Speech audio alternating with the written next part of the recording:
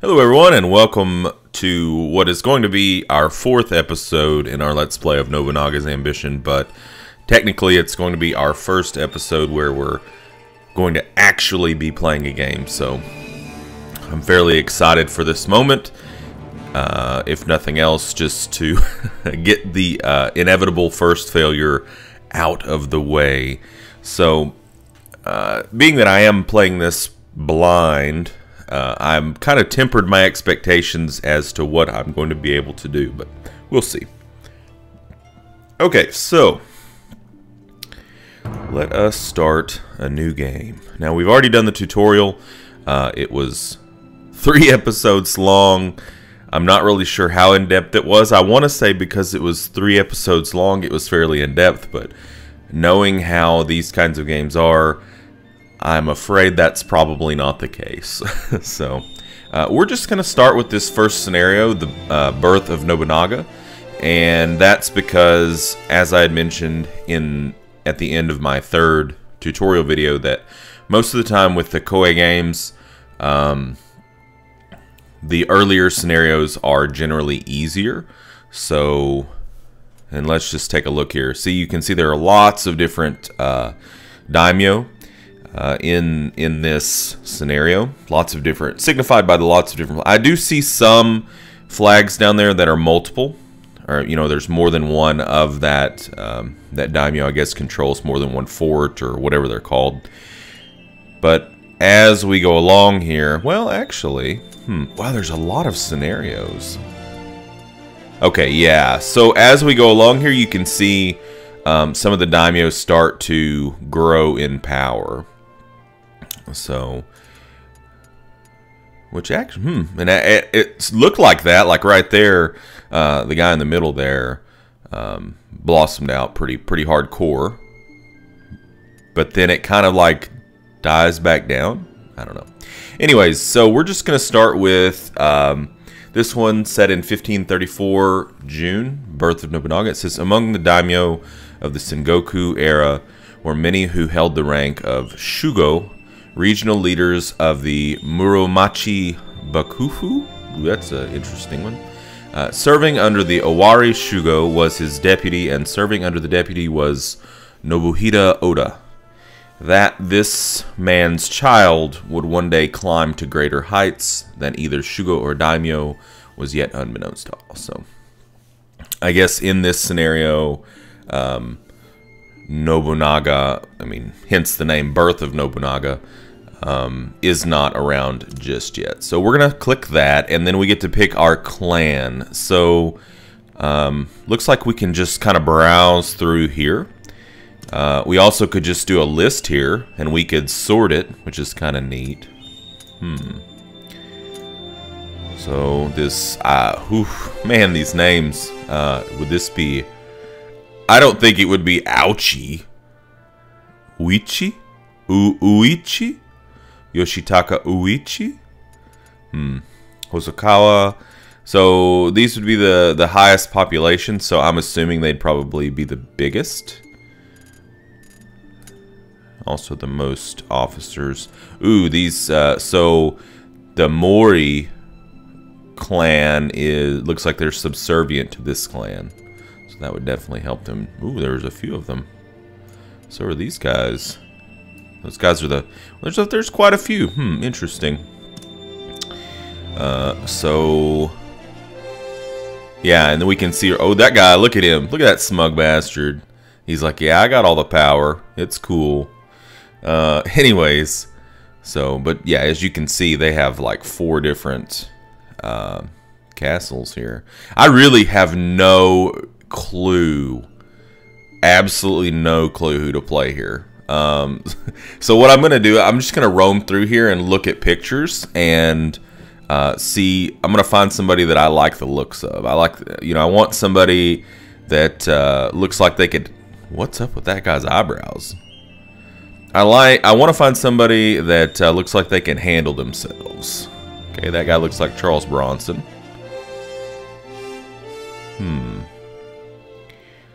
He's like, what? What did you just say? And there's smug. That's like older Charles Bronson. Where's the other one? We had younger Charles Bronson and older Charles Bronson. Well, that guy looks like he could handle himself.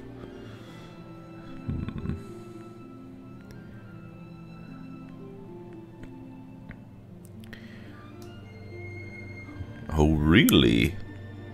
Obviously I'm missing some. I want to find somebody who looks the part.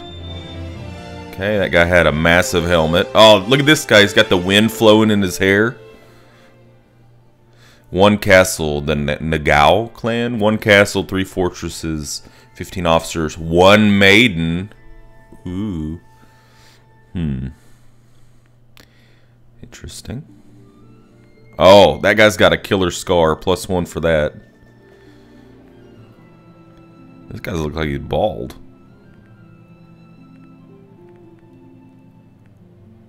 Oh yeah, killer mustache. He's missing a tooth. Can't go for him. Dental health. If he can't take care of his teeth, then how can I expect him to take care of an army? That guy looks pretty fierce. He's got the man bun. Don't know if he can be trusted.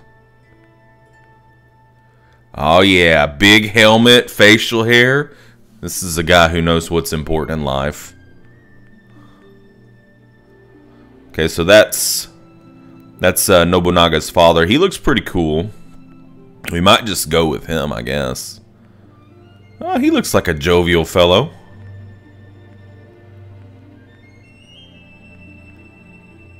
I like that guy too. But I don't really want to pick somebody that has a ton of stuff to start off with, because I just don't know what I'm doing, so I don't want to like have more opportunity to screw things up. This guy's like so surprised at what's going on around him. I'm just an intern. Back to the smug bastard. Ooh. Ooh, I like the pensiveness there. I also like the fact that because he's got his back to the water here, he's a little bit more protected. Well, there certainly are a lot of options, which I love. You know, that was something that I always loved about the earlier part of Romance of the Three Kingdoms, was when you started earlier, there were so many different options of different people that you could play, which is something really cool to me. I think we're just going to go with Nobunaga's father. And wow, okay, so difficulty. Easy. Normal, which I guess it changes the sliders. It looks like hard. Extreme. Now, I'm not going to lie to you guys. My base impulse is to play it on easy. But then all of you would probably be like, wow, this guy's trash.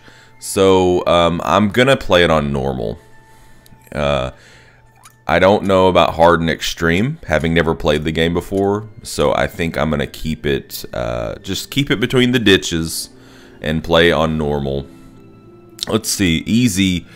Okay, so basically easy basically gives a little bit of a bonus to you, and in some cases gives a handicap to the computer. Like in battle, it looks like they'll get a lot more damage and morale loss. AI aggression levels set to low. AI levels set to low, so they're dumb. Okay, interesting. Province's area of control. Interesting. All right, well, I think we're gonna put it on normal, just because I think that'll be fine. You know, I think that'll be fine. Oh, more. Okay, so we could have put in some created officers. Maybe in the future that would be fun to have people who are watching the series get some created officers in here. That would be kind of neat. Quests on. Okay, I like quests. Events on. Historical, longevity, or ageless. No. We'll go historical, even though I do sometimes like some crazy stuff. Battle death. Okay, yeah. Fictional maidens. All right. Officer names common or true. What? About true names. Officers will be referred to by their true names during play, but by their common names in historical... whatever. Maiden officers. On or off? No, we're going to turn it on. We're going to turn it on. Girl power. In-game edit. Whatever. I don't care. Okay, so confirmed settings. We are going to be the daimyo Nobuhide Oda of the Oda Clan. We have 1 castle, 2 fortresses, and 6 officers. And the rest of this we've already went over. Okay. Uh-oh. That guy looks pretty sinister. Nobuhide Oda, retainer to Nobutomo Oda, deputy to the representative of Owari. Though a retainer, Nobuhide's natural sense for finance and strategy gave him power enough to surpass both the Shiba clan, his land's representative, and the Oda clan, their deputy. Shiba reminds me of Bleach.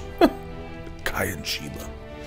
In the 3rd year of Tenmon 1534, Nobuhide was finally blessed with an heir, whom he gave the name Kipposhi. Masahida, have you heard of Kipposhi? Oh, so this is the guy who always wants to grab a sword and commit seppuku. I have, my lord. They say he is a child of striking beauty. Finding him a wife should pose not the slightest difficulty. He seems to be quite the feisty one. Wives aside, I can't imagine finding a good nanny would be easy. A suitable one will be found soon, my lord. I should hope. Well, matters not. I have not the time to be caring for children. Masahide, I leave Kipposhi to you. Raise him into a man that Oda will be proud to have their leader. My lord, this role is an honor. I'm sure that's exactly what he's thinking. I shall do my utmost. See to that. Now, we must deal with the Tsushima and the Atsuta. Will we march upon them? No, force of arms won't work. Soldiers may be essential for asserting dominance in this age, but one must have coin to feed said soldiers. Our land of Owari is a thriving one with a steady stream of coin, and it's those two who control that stream. We can't destroy them and stop the money coming in. We just join hands with them, walk together. Then I shall persuade them to our side, my lord. I'll handle this myself. I'll convince them as much as it takes to get a nod out of them. War isn't won by soldiers alone. Lord Nobuhide hasn't a moment to rest. He doesn't even have time enough to look at the face of his newborn child. Then I will have to raise Lord Kipposhi into a mighty warrior with my own hands. Nobuhide Oda, retainer to the deputy of the representative, didn't have much land. This led to his dependence on the wealth of the Atsuta merchants brought from Tsushima's port. Preservation of their relations required the utmost caution and proved to be a labor as difficult and important as battle. Okay, so it's kind of like playing on wheels still, I guess, with the quests. Quests are this game's objectives. If you're not sure how to play, or if you want to reenact history, try completing them. Whether or not you complete the quests is all up to you. When a quest starts, you can choose whether or not to accept it. Choosing not to accept it, however, may prevent other quests from occurring, so please be careful. Choosing to accept a quest will display its completion conditions. You can also see the conditions by pressing the exclamation mark icon in the upper right corner, as well as on the quest list. You can check the following on the quest list. 1. Completion conditions and completion status. 2. Failure conditions. Meeting them fails the quest. 3. What happens upon completion? 4. Completed quests. Completing the quest will make the game follow history and grant officers new abilities. The objective bases and units of the quest will be displayed with a exclamation mark above them. Keep an eye out for them. Be wary, though, that if you take drastically different actions from what the quest expects, you may fail it regardless of the failure conditions. You can abandon quests at any time by pressing the abandon button. Be wary, though, exactly, that this may prevent other quests from occurring. Okay, so I'm kind of excited about this because I love history and I find Japanese history to be very fascinating. So the fact that you can follow these quests and it will kind of like follow history is neat to me. So being able to play a game, have fun, and learn at the same time, however nerdy that is, I really enjoy that. So, working the Tsushima. Nobuhide Oda, servant to the deputy of Owari's governor, the father of Nobunaga. What this man saw in the chaos of the age was not the power of arms, but of coin. So we have the option. We can proceed with historical quest, or we can skip it. Well, obviously, I'm going to proceed. Bring Tsushima tribe's support to 80. So that's our... well, we have two goals. Bring Atsuda tribe's support to 80. Let us begin the meeting. Okay, time for a council. Council is held... I feel like I'm back in the tutorial again. Council is held once at the beginning of each month. 3 reports are given: a war report, a balance report, and an action report. After the reports, you move on to give orders to your territory. The war report shows the status of battles currently being fought. The balance report shows this month's income and last month's expenses. The action report has a report and a log. The report shows the results of last month's orders and any important events. The log lists last month's events. When the reports are over, you proceed to give orders. Mousing over the council commands reveals sub-commands. Choosing the sub-commands allows you to give orders. First, try using the develop order in domestic and increasing your gold income and crop yield. After that, try giving orders based on your retainer's advice. Clicking the in council button at the bottom makes time flow again as your orders are executed. The part of the game when time is moving is called the active phase. Yes, this seems very, very much like the tutorial. So, okay, so we do have we have a historical quest.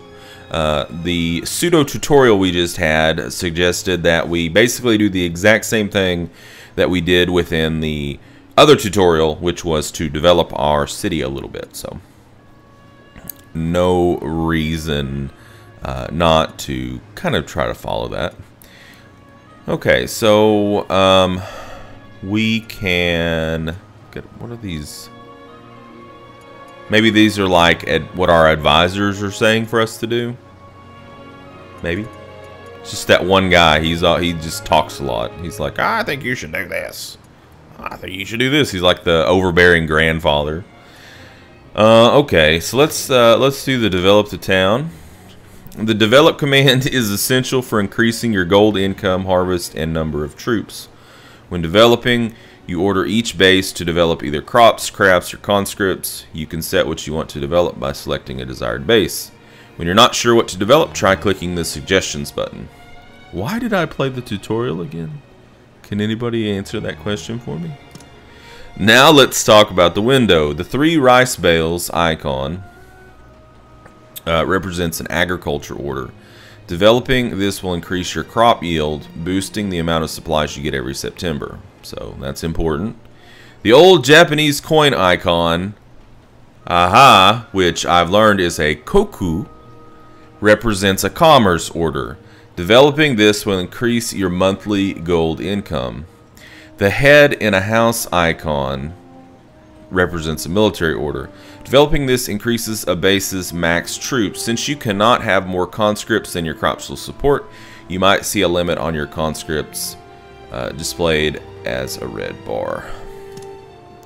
You can make development more productive by assigning an overseer. Try to assign an officer with the highest politics or political score that you can. However, keep in mind that overseers only perform the develop order. They cannot be assigned anything else. If you want to assign that officer to another task, press the change button to replace them as overseers or the remove button to have them step down. When a base has been developed to its maximum, the overseer is automatically stepped down. So there are a few grammatical errors in here, but it's not such that it just absolutely takes away from the game.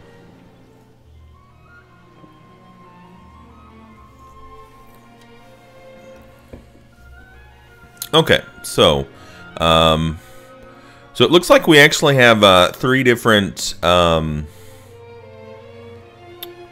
fortresses here, I guess. What's that? Exclamation point. I can't click on it. So this one, so it's like that.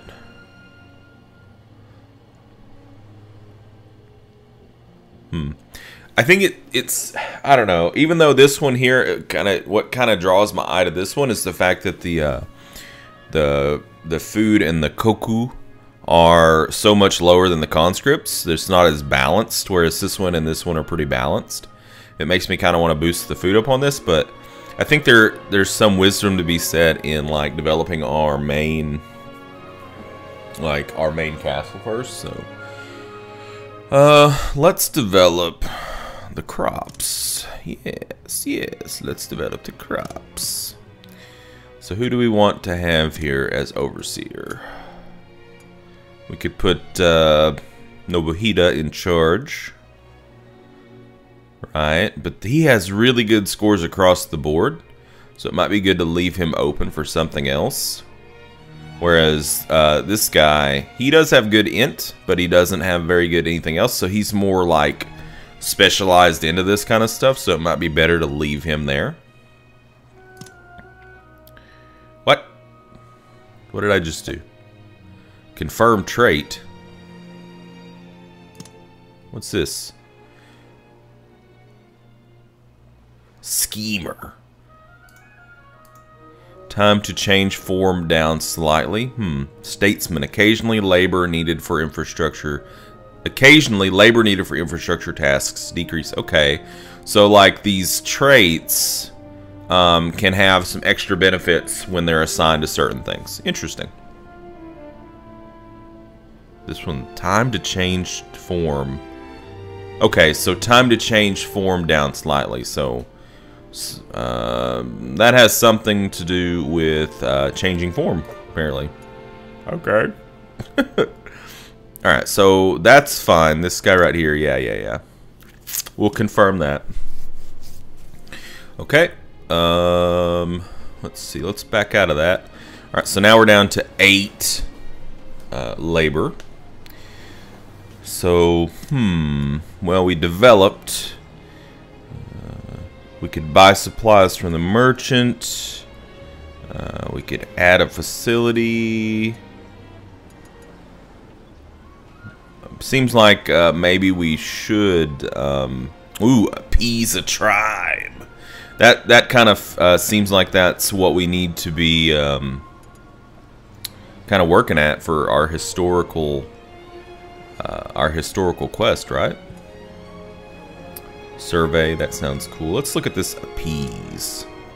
The appease command allows you to send an officer to a tribe to increase their support of you. Each tribe can be appeased once a month. When tribe support is over 70%, they will come to your aid in battle. This means that focusing your appeasement before battle can gain you some reinforcements. You cannot appease a tribe with 0% support against you. Also, a tribe that supports multiple clans cannot reach 100% support against any clan. When multiple clans are appeasing the same tribe, the officer with the highest int scores appeasement will succeed. If it seems that your officer may fail appeasement, they may suggest extra appeasement. Extra appeasement requires extra gold, imagine that, to make the original appeasement successful. Yeah. Alright, so in our historical mission, we are supposed to get those two tribes, I think Tsushima and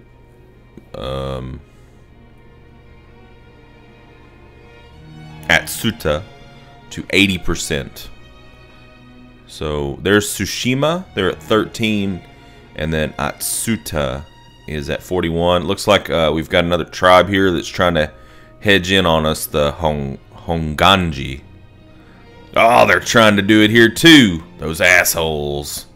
All right, so we gotta jump on this. So we're gonna send. Who's this guy? Nobunaga Oda? Is this like my uncle or something?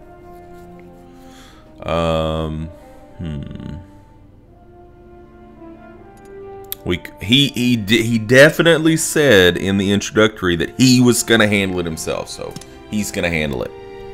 He's gonna handle it.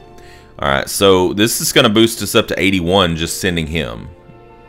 So and even Mr. Exactly thinks that it's gonna go well. So we're gonna confirm it. He says, I'll go appease the Atsuta tribe and win their hearts and minds. Okay. So we still have 8 labor here that we can tinker around with. Alright. Maybe, let's go, well, I don't really know what we would even buy. At this point, I just don't know. I guess we can click on it and see. Trade. The trade command allows you to buy supplies, horses, muskets, or treasures from visiting merchants. You can also sell supplies. Prices depend on seasons and occurring famines and bountiful harvests. They're also affected by certain facilities and policies. Hopefully, locusts don't come over from China. Sometimes Western merchants and Sakai merchants visit. Both of them trade in greater amounts of goods than regular merchants and bring rare treasures to the table. I like the sound of that. Try actively trading with them when they come visiting. Well, I think we do have a Sakai merchant, so. Ask for anything you want. Sogyu Suda? Good to see you. Good to see you. What would you like today? So 10, looks like 10 rice equals 10 koku. Market price 10 rice equals 16 koku, and 10 horses equals 26 koku. I thought you had treasures. Huh? I see no treasures. So we could buy rice, right? Looks like he gives does he give it a discount? No, he doesn't even give a bulk discount. What kind of trader is this guy? You know, no price cut. Jeez. What about horses?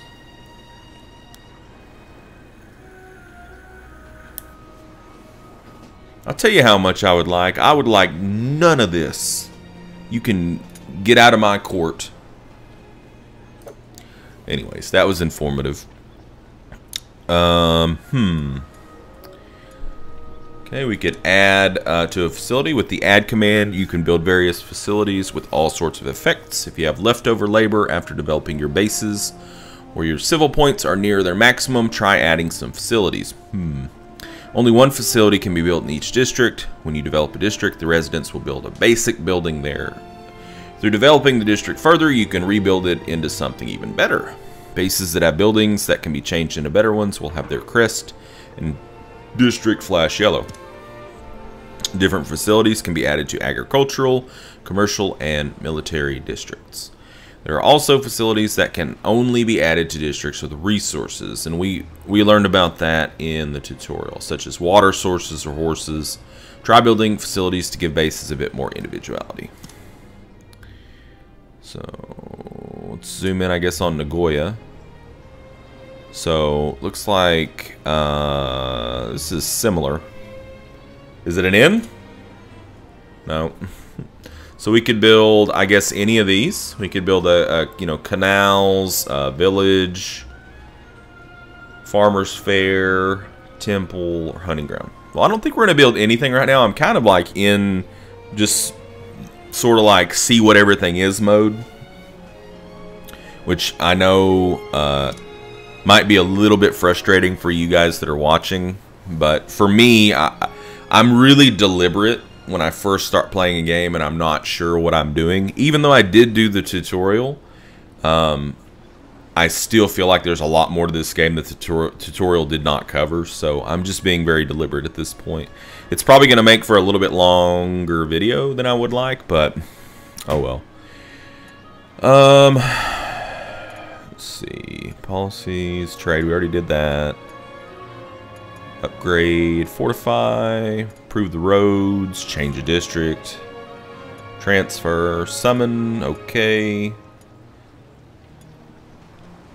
Give a treasure. No way. We're keeping our treasures, right? Appease, entice. Appoint a castle lord, reward a treasure, give leadership of a clan, and retire. Oh yeah, that sounds good. Teach a trait to an officer. Employ a Ronin. We can survey. Okay. Create a new province. Move your main base. I don't think we're going to be doing any of that.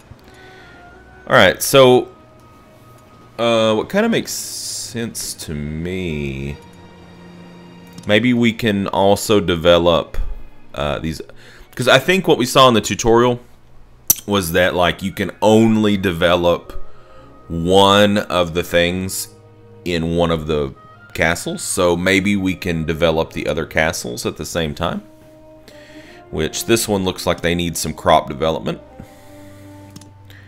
And I guess this you know, older gentleman is the only one that we have, so that's fine. What are his traits? He's a schemer. We've got lots of schemers here. That could be good, it could be bad, I really have no clue. Alright, so confirm that. And I've got a feeling we're out of people. No, we're not. Okay, so we've got Nobumitsu Oda, who apparently is like our younger brother or something. He kind of looks like the younger brother type, who's like, I want to play with the truck. Oh. He looks a little bit pissy. And he also has the scores that kind of make us think that he's pissy. I mean, he has a horrible political score, but I'm imagining that some is better than none. Although in Romance of the Three Kingdoms 2, you actually could bungle something if you put somebody really bad on something. So, but it'll raise the harvest up some. It's not really efficient though. I mean, it costs 100 gold and we're only getting 200 harvest out of it. We're spending 4 labor. I don't know. We're gonna do it just to do it. You know, I mean, mistakes will be made in this playthrough for sure. Probably numerous mistakes. So we're down to 4 labor. We've got 537 innovation. We don't have any guns. We need guns. We need lots of guns. That merchant didn't have any guns though. We could use 4 labor to add a facility. We do have that labor left over. Or we could also do some diplomacy. But right now we are appeasing a tribe. So, let's do this, use 4 labor to add a facility. Looks like Nagoya is the only place we can do it. There's lack of development in these, and these are unexpanded. So the only place that we can do it is here in the agricultural district, which is rated a C for crops, 480 out of 738. So it's agricultural. So we could... Well, this is going to be expensive, isn't it? Hopefully it will give us a good return. So we could make a canals. It's not really what I was hoping to see. So it just makes the district suitable for crops. But it's already an agricultural district, right? Village makes adjacent districts suitable for crops. So adjacent districts would get 1 crops. Interesting. Provides gold income. That sounds good. I like gold. Makes the district slightly suitable for crops. Lowers innovation. Well, we don't want lowering of innovation. We want to be forward thinking. Increases attack power units. Let's go. Let's do the village. Let's do the village. I like the idea of making the adjacent districts suitable for things when our adjacent districts look like crafts, crops, conscript. Maybe we don't want to do that. Because some of these are like commercial. So maybe instead it would be better if we did the farmer's fair.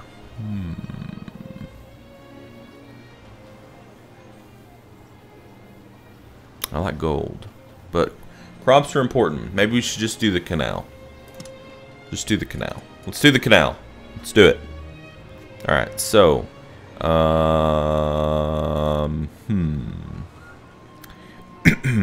I'm guessing this is the relevant skill. So Mr. Exactly would be good for this. But isn't he already doing something else? Yeah, he's already doing something else. So what about this guy? So it'll take all of our labor. Yeah, we knew that. 1,000 gold, we knew that. Term's going to be 38, so I guess that's like 38 days. And then our maximum agriculture will go up 400, or almost 400. So that sounds like a good idea. All right, let's confirm it. He says, I will begin building immediately. Thank you, sir, for your diligence. And yeah, so let's go. We're out of labor. I don't think there's anything else we can do, so we will just advance, right? The passage of time. Ending the council will bring about the active phase. Time passes, and the units you gave during the council will be executed. Or the orders, sorry. The units don't need to get executed. And units will engage each other in battle, which we don't have any of that yet. You can also deploy units by selecting your own bases or give orders to units by selecting them. You can pause and unpause by pressing the button on the top left of the screen. The gauge around the button shows how much time has passed from the start of the month. Council will automatically begin at the start of every month. You can also change how fast time passes by pressing the speed change button. It's a good idea to keep speed slow when controlling units, which I agree with. By pressing the auto council button, you can set the council to autonomous and keep the active phase going. You can retake control by pressing the button again. I don't think we're going to be doing that. At least not now. Okay, so we're in the active phase now, and you can see here we're making the canals. So you can see it's kind of getting built, which is kind of neat.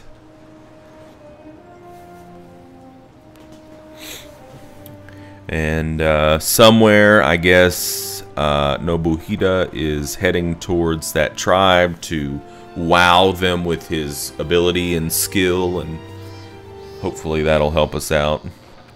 What's this? Backlog? Okay. Working the Tsushima. Failure conditions. The daimyo of the Oda Clan is not Nobunaga. So basically you get ousted. Yeah. And support on either falls to 0. Upon completion, he gains the Minister trait, which I'm thinking traits are important. So that's good. So we will, once we finish appeasing this tribe, we're going to switch to the other tribe because we should be done with this tribe. Okay. So bring Atsuda's tribe support to 80 is accomplished. Go us. Your orders. And it's time to begin this month's council. Here's last month's balance. So we had 480 gold worth of income, and we spent 1,600. So yeah, but I don't think we're going to be doing infrastructure every month. At least I hope not. But we are going to definitely have a covert expense again this month, and probably a development expense. Reporting in. Atsuda tribe supports us. Now we can expect their help on the battlefield. Sweet. So we started adding a canals. The people have added a commons at Narumi Castle due to growth. The castle lord gained experience. Appeasement was a success. Yeah.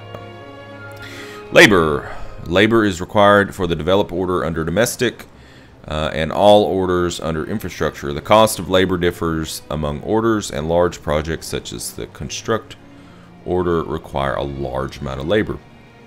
Labor is recovered on the first of the month when orders are complete.